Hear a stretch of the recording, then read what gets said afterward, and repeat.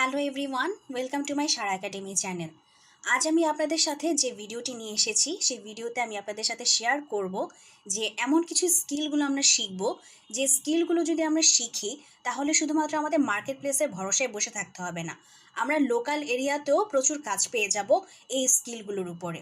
ঠিক আছে, দেখুন বর্তমানে মার্কেট প্লেসগুলোতে যেমন ফাইবার, আপওয়ার্ক, এই মার্কেট প্লেসগুলোতে কিন্তু আমাদের যদি কম্পিটিশনের কথা বলেন, কম্পিটিশন কিন্তু প্রচুর পরিমাণে বেড়ে গেছে। কারণ দিন যত যাচ্ছে মানুষ ফ্রিল্যান্সিং সম্পর্কে আইডিয়া পাচ্ছে, জানতে পারছে। তো সবারই মনে একটা আশা জাগে যে সেও ফ্রিল্যান্সিং করবে, এবং এই চিন্তা করে কিন্তু তারা ফ্রিল্যান্সিং কাজ করার জন্য এই মার্কেট প্লেসগুলোতে কাজ শিখে আসার চেষ্টা করে। এর কারণে যেটা হচ্ছে যে সেলারের পরিমাণ বেড়ে যাচ্ছে আর বায়ারের পরিমাণ কমে যাচ্ছে, যার কারণে কাজ পাওয়াটা কিন্তু টাফ হয়ে যাচ্ছে। পাশাপাশি যারা পুরাতন বায়ার যারা ছিল, সেলার, তারা কিন্তু একটা পার্মানেন্ট ক্লায়েন্ট তৈরি করে ফেলে। পুরাতন সেলাররা যারা, তারা পার্মানেন্ট ক্লায়েন্ট তৈরি করে ফেলে তাদের কাজের জন্য, এবং সেসব ক্লায়েন্টরা কি করে, ওই ওই যেসব সেলার তাদের অলরেডি ফিক্সড হয়ে আছে তাদের সাথেই কাজ করে। তো নতুন সেলারদের খুব একটা তারা প্রায়োরিটি দেয় না। যদিও ফাইবারের অ্যালগোরিদম আছে, আপনাকে র্যাঙ্ক করাবে যদি আপনি ভালোভাবে গিগটাকে এসইও করে আপনি আপনার গিগ তৈরি করেন, তখন ফাইবারে একটা অ্যালগোরিদমের সিস্টেম আছে যখন নতুনদেরকে তারা প্রমোট করে থাকে।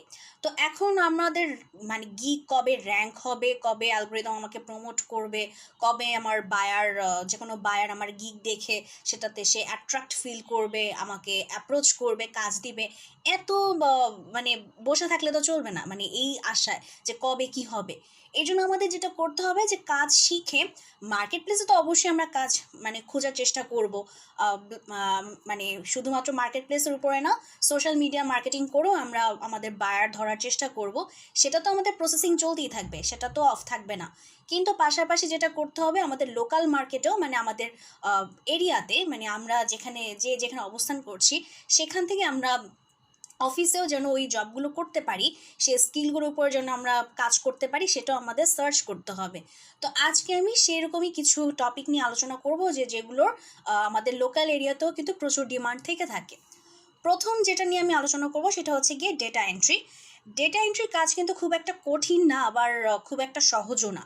আপনাকে এটার জন্য আসলে খুব বেশি স্কিলড হতে হয় না, যে অনেক কিছু জানতে হয়, অনেক টেকনিক্যাল ইস্যু জানতে হয়, লাইক যারা প্রোগ্রামিং করে তাদের মতো অনেক টেকনিক্যাল প্রবলেম সলভ করতে হয়, সেরকম কিছু না।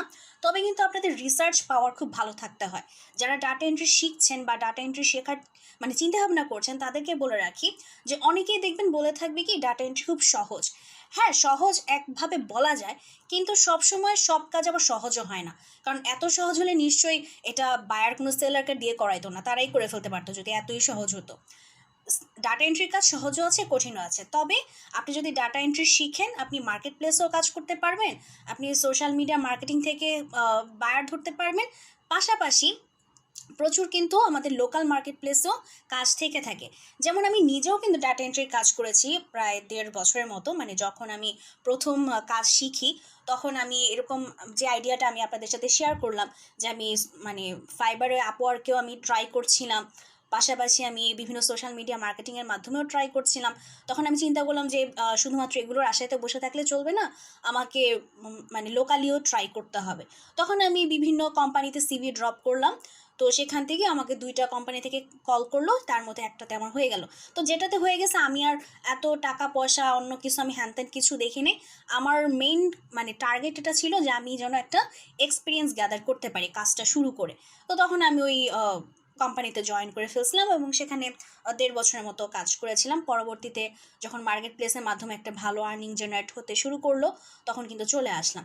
তো এই ডেটা এন্ট্রির উপরে কিন্তু বিভিন্ন প্রাইভেট কোম্পানি, তারপর ইভেন কিন্তু সরকারির অনেক চাকরিও আছে ডেটা এন্ট্রির উপরে। আপনারা দেখে থাকবেন ডেটা এন্ট্রি অপারেটর এই পোস্ট সম্পর্কিত কিন্তু বিভিন্ন সরকারি মন্ত্রণালয়েরও জব থাকে। সো এটা কিন্তু খুব ইম্পর্ট্যান্ট একটা পোস্ট বলা চলে, এই পোস্টের জব আছে। তো আপনি প্রাইভেট কোম্পানিগুলোতে ট্রাই করতে পারেন, পাশাপাশি স্কুল কলেজেও কিন্তু নিয়ে থাকে ডেটা এন্ট্রি অপারেটর। সো আপনারা যদি ডেটা এন্ট্রি শিখেন, তখন আপনারা যেটা করবেন, আপনারা কি করবেন, আপনারা ফাইবার, আপওয়ার্ক এসব মার্কেট প্লেসে তো অবশ্যই আপনাদের অ্যাকাউন্ট থাকবে, পাশাপাশি সোশ্যাল মিডিয়া মার্কেটিং করবেন বায়ার ধরার জন্য।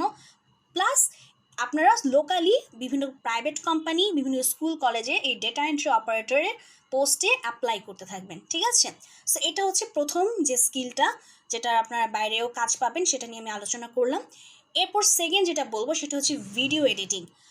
খুবই ভাইটাল একটা স্কিল, মানে ভিডিও এডিটিংয়ে প্রচুর কাজ, মানে প্রচুর লোকালি প্রচুর কাজ পাওয়া যায়। আপনারা ইভেন যার মানে বড় বড় অনেক ইউটিউবারদেরকেও দেখে থাকবেন, প্রায় কিন্তু তারা পোস্ট করে থাকে তাদের ভিডিও এডিটর দরকার। সো আপনার যদি এরকম সিচুয়েশন হয় যে আপনি আপনার পছন্দ মতো কোনো বড় ইউটিউবারের সাথে কাজ করতে চান, তখন কিন্তু আপনি যদি ভিডিও এডিটিং সম্পর্কে জেনে থাকেন, তখন কিন্তু আপনি তার সাথেও কাজ করতে পারবেন। সো ভিডিও এডিটিংয়ে প্রচুর কাজ পাওয়া যায়।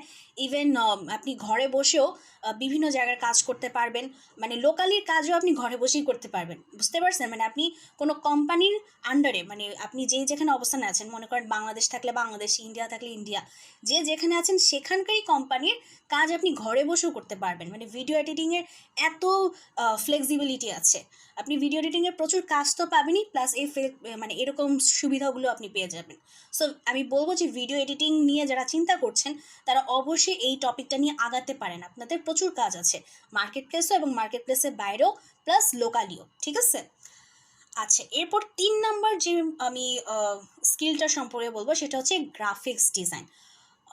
গ্রাফিক্স ডিজাইন আসলে একটা সময় ছিল গ্রাফিক্স ডিজাইনারদের মানে প্রচুর ডিমান্ড ছিল, প্রচুর, মানে এটা আরও 6-7-8 বছর আগে প্রচুর ডিমান্ড ছিল। এখনও ডিমান্ড আছে, বাট সিচুয়েশনটা এরকম হয়ে গেছে যে প্রচুর ডিজাইনার তৈরি হয়ে গেছে। তো যার কারণে মানে ব্যাক টু দ্য 6-7 ইয়ার যদি আমি ব্যাক করি, তখন আসলে কোনো একজন ডিজাইনারের আসলে যে দামটা ছিল, আপনি যদি এই মুহূর্তে একজন ডিজাইনার হতে চান, সেই দামটা হয়তো আপনি পাবেন না। তাই বলে যে আপনার যে দাম থাকবে না তা কিন্তু না।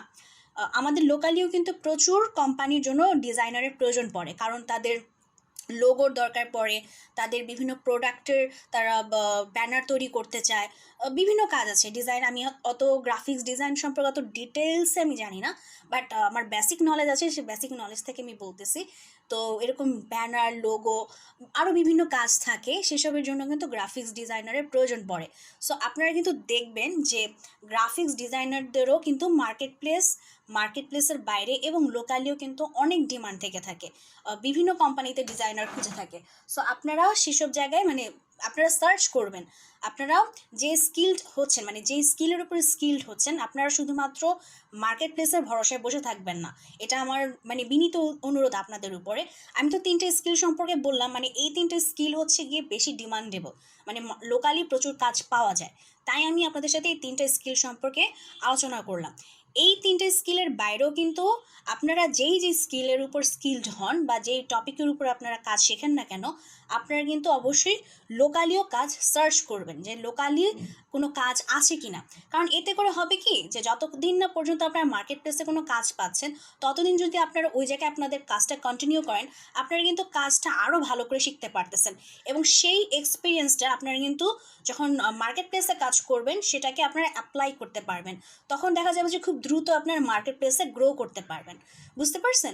তো এর জন্য আপনারা এই কাজগুলো করবেন। ওকে, তো আই থিঙ্ক আজকে আমি আমার ভিডিওটার আজকে যে মেইন মোটিভ ছিল আপনাদেরকে যা বোঝানোর, আমি সেটা বোঝাতে পেরেছি। যদি আমার ভিডিওটা ভালো লেগে থাকে তাহলে একটা লাইক করবেন, সাবস্ক্রাইব করবেন আমার চ্যানেল, আর আমার পাশে থাকবেন, ভালো থাকবেন। আজকে এখানেই শেষ করছি।